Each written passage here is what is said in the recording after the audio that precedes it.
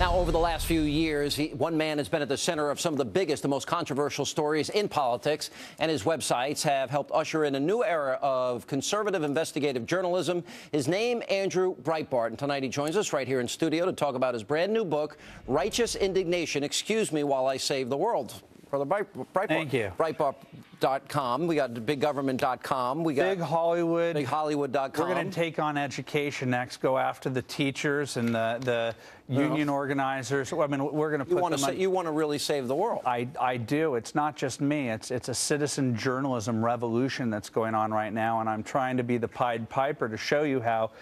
In the case of James O'Keefe, he took down Acorn with $1,400 to go city to city to city. The barrier of entry is negligible to have an impact in this political environment. You tell those stories. It's a pretty good story how he walks into your office and he talks about, we're going to take down Acorn. And you said, no, it's bigger than that. We're going to take down journalists. Yeah, we're going to take down the mainstream media. Yeah. I mean, look, why... The complex is what you call it. Explain to me why James O'Keefe or Lila Rose or some of these other heroes of the new media come to me in my basement instead of going to Katie Couric or NBC or ABC, because they know what they're exposing is corruption that is left-of-center corruption. So they come to a guy in a basement, and I say, we're going to expose that the media won't cover this story because they're part of what I call the Democrat media complex, the natural alliance of the Democratic Party, liberal politics, and the mainstream media. I used the term in 2008 that media is dead. Media died in 2008. Old mainstream media. Well, it's true, right? Yeah. I mean, you could look at the NBC, CBS, ABC. They're contemplating whether or not they even want to keep their nightly newscast on now. Well, here's what happened. 20 years ago, Rush Limbaugh comes in the game. He acts as a checks and balance. Then Matt Drudge comes in 15 years ago, and then the blogosphere explodes. And all we did was ask of the mainstream media was to correct their bias problem. And when they didn't... Add Fox to that, and Rush leading the explosion. Of course. But as a result of that, when they wouldn't correct themselves, citizens in the form of the Tea Party, citizens in the form of Hannah and James and people with video cameras going everywhere said, if you're not going to correct yourself, we're going to create a media in the wake of your incompetency. And that's what's happening. It's the most exciting time in media, and unfortunately the mainstream media is so upset about it, it covers it as if we're the villains out there. I ask you, why all the personal stuff? I mean, there's too much information. You were... In my book, are you talking about? Yeah, I'm talking about your book because I didn't know this about you. I didn't know you were a radical hippie. I wasn't a radical hippie. I was a party boy. All right, big party boy. Yeah. And you give the details, but there's a reason to your madness, because you advise people that want to get in this fight, you better be ready to be smeared, and you better tell your story yourself. Well, the huge problem with the conservative movement, as I see it, is that most of the people have gone through the conservative movement, and they don't realize that there's so many people out there of value who are default cultural liberals. If you've graduated from a college, if you've watched MTV your entire life, if you've just gone to the movies, you're a default cultural liberal, and I was one of them, and I awakened to that. And what I'm trying to show people in the book is that 50% of the people that consider themselves independent or even liberal may actually be conservative. And what I want to do is awaken them by showing them how I awakened, and then what you can do about at least neutralizing the imbalance in the media. You address the issue that if you're somebody like Andrew Breitbart and you're going to take on Acorn with Hannah and James, if you're going to take on the media, the complex, as you call it in the book, you go into very specific details that, first of all, you're telling people that there are plenty of openings if this is what you want to do.